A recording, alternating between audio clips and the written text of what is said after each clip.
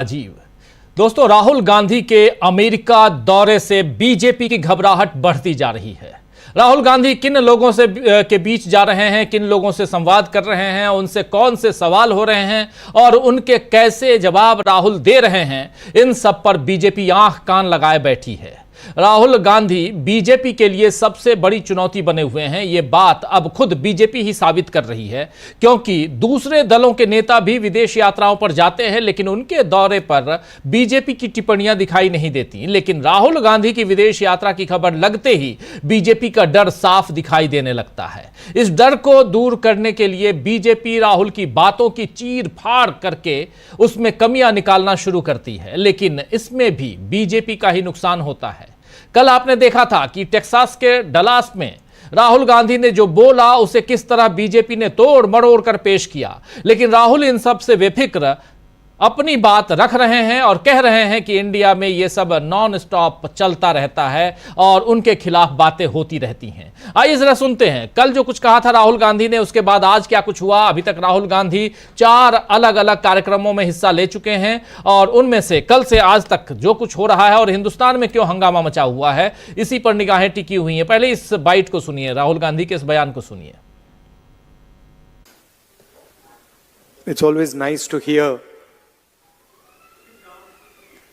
Sam Pitroda with his experience.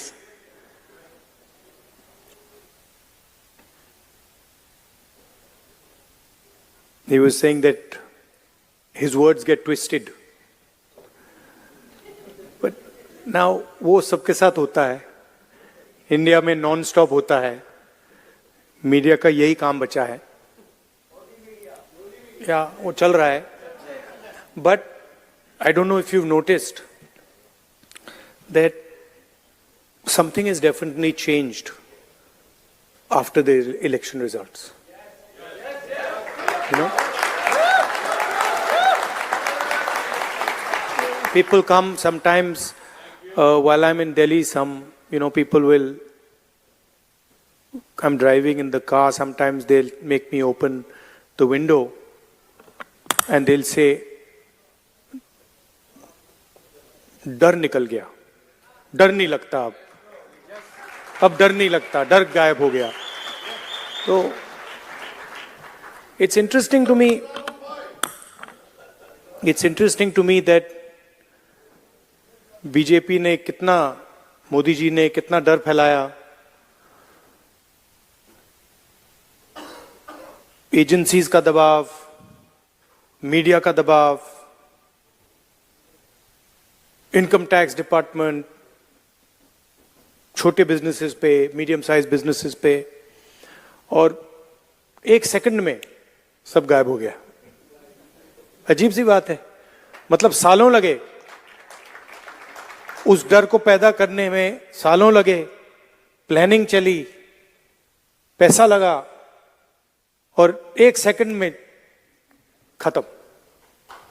और वो दिखता है अब। You can see it. I see it. I get to see it in Parliament.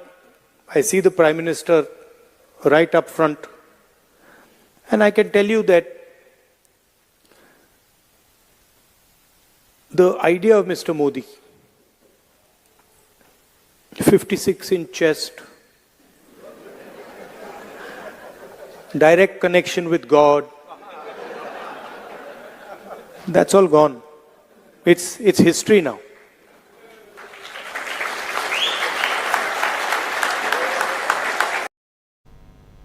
तो सुन रहे थे आप, यहां राहुल गांधी को साफ साफ कह रहे हैं कि नरेंद्र मोदी का 56 इंची सीना और कनेक्शन विद गॉड, भगवान के साथ उनका जो कनेक्शन, ये सारी चीजें अब खत्म हो चुकी हैं, ये इतिहास की बातें हो चुकी हैं। इसके अलावा इंडिया में सब कुछ चलता है, मीडिया का काम क्या है और मीडिया किस ढंग से यहां बढ़ा चढ़ा के चीजों को, खबरों को दिखाता है, ये सारी बातें राहुल गांधी रखते हुए, राहुल ने एक तरफ उस मीडिया की पोल इसके साथ ही खोलकर रख दी जो तथ्यों की पड़ताल किए बगैर बीजेपी के प्रचारित एजेंडे को धार देने में अपना योगदान देता है, तो दूसरी तरफ उन्होंने सरकार की पोल भी खोल दी।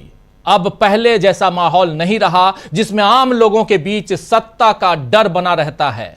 ये सारी बातें राहुल गांधी कह रहे हैं। 2024 के चुनावी नतीजों ने देश की राजनीति में बड़ा बदलाव किया और यह बदलाव संसद से लेकर सड़क तक महसूस किया जा सकता है। इस बात को राहुल गांधी ने बड़े कायदे से आज समझाया है। लेकिन बीजेपी के लिए राहुल की बात में सबसे बड़ा झटका यह रहा कि उन्होंने प्रधानमंत्री नरेंद्र मोदी की उस छवि को अब इतिहास बता दिया है जिसे बीजेपी के प्रचार तंत्र ने बड़ी मेहनत से 10-15 वर्षों में बनाया है। चाहे कैमरा हो या माला पहनना हो, मोदी के साथ और उनके करीब कोई नहीं आ सकता। आप जानते हैं कि नरेंद्र मोदी जहां चलते हैं और कैमरा अगर है सामने तो किसी को भी वो किनारे कर देते हैं और कैमरे पे सिर्फ और सिर्फ वो नजर आते हैं। माला पहनने की बात भी होती है तो ऐसा ही होता है। इस बात के गवाह हम सब हैं। आपने भी कई ऐसे विजुअल्स देखे हैं, हमने भी देखे हैं और इसी चैनल के जरिए हमने आप तक पहुंचाए भी हैं। लेकिन अब यह सब हिस्ट्री हो गया है। यह बात राहुल गांधी ने बता दिया है। आइए जरा एक दूसरी बाइट सुनते हैं। इतिहास की बात राहुल गांधी जो कह रहे थे, इसी को जरा और विस्तार से सुनिए।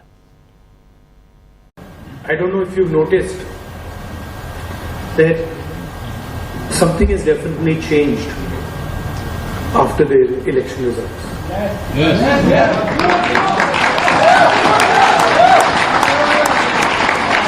People come sometimes. Thank you. While I'm in Delhi, people will.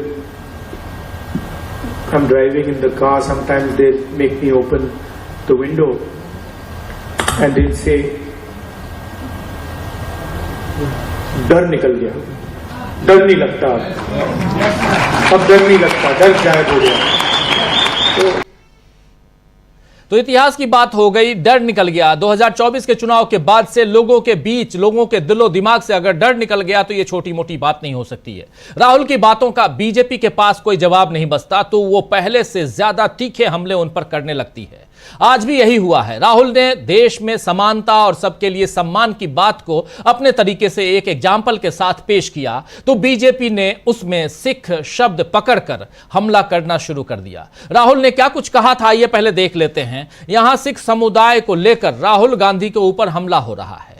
Rahul Gandhi ने दरअसल किया यह था कि अपने इसी ऑडियंस में से किसी एक से पूछा कि आपका नाम क्या है। उन्होंने बताया नाम अपना, कोई सिंह बताया। उसके बाद उन्होंने कहा कि आप सिख हैं और वो दिख भी रहे थे सिख की तरह।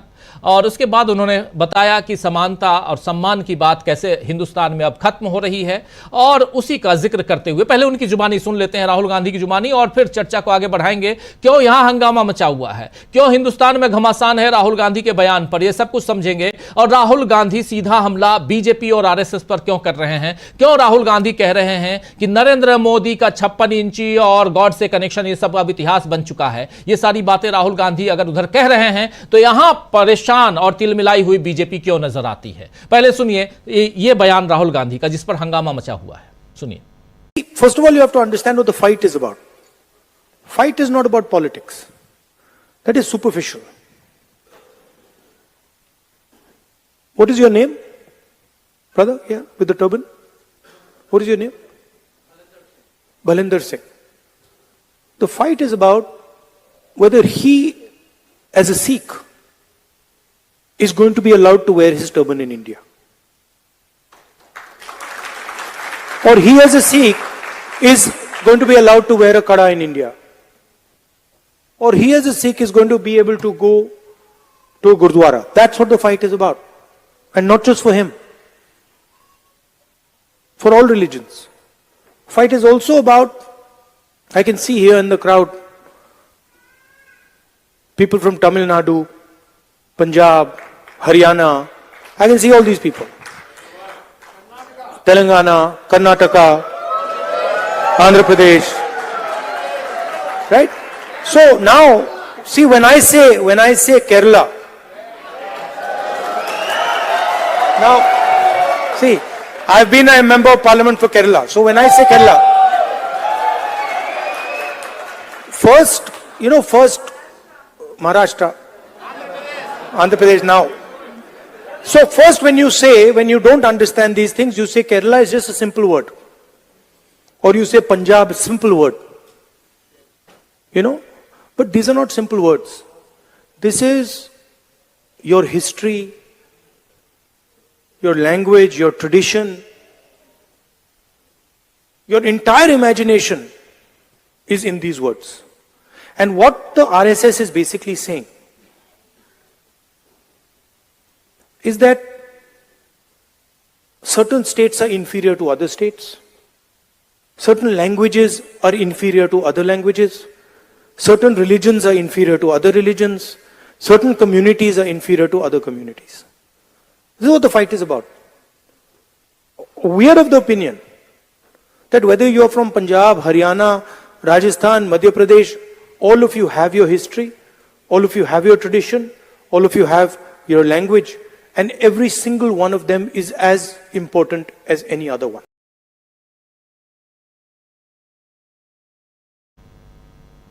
तो सुन रहे थे आप राहुल गांधी को। सीधा सीधा यहां राहुल गांधी ने जो बात कही, मनिंदर सिंह जिनसे पूछा राहुल गांधी ने कि आपका नाम क्या है, बोला कि और मनिंदर सिंह। उसके बाद उन्होंने बताया कि इन्होंने जो पगड़ी पहनी है, जो कड़ा पहना है हाथ में, ये और गुरुद्वारे की बात, ये आज की तारीख में आरएसएस जो चाहता है उस हिसाब से इनको वहां जाने में कल को तकलीफ हो सकती है। ये बात एक धर्म के सम्मान की बात है और उस पर राहुल गांधी ने जो कुछ कहा उसका सीधा मतलब यही है कि हर धर्म एक समान है, हर राज्य, हर भाषा, हर समुदाय बराबर है, कोई किसी से कम या पीछे नहीं है। लेकिन बीजेपी आरएसएस की सोच अलग है। इसमें राहुल ने कहीं भी किसी का अपमान नहीं किया, लेकिन बीजेपी नेताओं ने इस पर फिर से कोर्ट में घसीटने के लिए देश का अपमान करने वाली बातें शुरू कर दी। कहना शुरू कर दिया कि राहुल गांधी ने देश के सिखों का अपमान किया है, देश का अपमान किया है, और अगर ऐसा फिर से कहा तो कोर्ट में घसीटेंगे। बीजेपी नेता आरपी सिंह ने कहा है कि मैं राहुल गांधी को चुनौती देता हूं कि वो सिखों के बारे में जो कह रहे हैं उसे हिंदुस्तान में कहें, मैं उनके खिलाफ केस दर्ज करूंगा, मैं उन्हें कोर्ट में घसीटूंगा। ये कह रहे हैं आरपी सिंह, बीजेपी नेता हैं। वहीं दूसरी तरफ गिरिराज सिंह कह रहे हैं, गिरिराज सिंह ने 100 चूहा खा के बिल्ली चली हज करने वाली जो कहावत है उसको याद दिलाते हुए कहा कि कांग्रेस जो आजादी के बाद तुष्टीकरण की राजनीति करती रही है, सिखों को खत्म करती रही, अब सबक सिखाने की कोशिश कर रही है। ये बात कह रहे हैं गिरिराज सिंह। लेकिन बीजेपी इस तरह के हमले करके फिर से मोदी का पलड़ा ही कमजोर कर रही है, क्योंकि बीजेपी के हमलों से मोदी उन सवालों से नहीं बच सकते जो उनके 10 साल के शासनकाल में उठने लगे हैं। आज मणिपुर में जो हालात हैं या जम्मू कश्मीर के साथ जैसा सलूक हुआ, उनसे वहां की जनता खुद को कटा हुआ महसूस करती है। और यही बात अल्पसंख्यकों, दलितों, ओबीसी तबकों पर भी लागू होती है, क्योंकि कई ऐसी घटनाएं हैं जिनमें जाति, धर्म या प्रांत के आधार पर भेदभाव हुआ है। राहुल इस भेदभाव को दूर करने की बात करते हैं और बीजेपी इस पर उन्हें घेरती रहती है। बीजेपी की इस प्रतिक्रिया से समझा जा सकता है दोस्तों कि राहुल गांधी नाम की चुनौती का सामना किस तरह करना है, ये बीजेपी को समझ में नहीं आ रहा है, और यही सबसे बड़ी दिक्कत है बीजेपी के सामने। खैर, आइए इस दिक्कत को और थोड़ा आगे बढ़ाते हैं बीजेपी के लिहाज से अगर देखा जाए तो, और कैसे राहुल गांधी नाम का सामना बीजेपी करेगी। लेकिन राहुल गांधी के पास अभी और वक्त है अमेरिका में। आज रात जब वहां दिन की शुरुआत होगी और वाशिंगटन डीसी में राहुल गांधी हैं, उनके कई सारे कार्यक्रम हैं। उसके अलावा कल राहुल गांधी मीडिया को संबोधित करेंगे, प्रेस कॉन्फ्रेंस करेंगे, वहां भी बहुत सारे सवाल उनका इंतजार कर रहे होंगे। तो आइए दोस्तों, आज न्यूज पॉइंट में चर्चा करेंगे कि क्या राहुल के सामने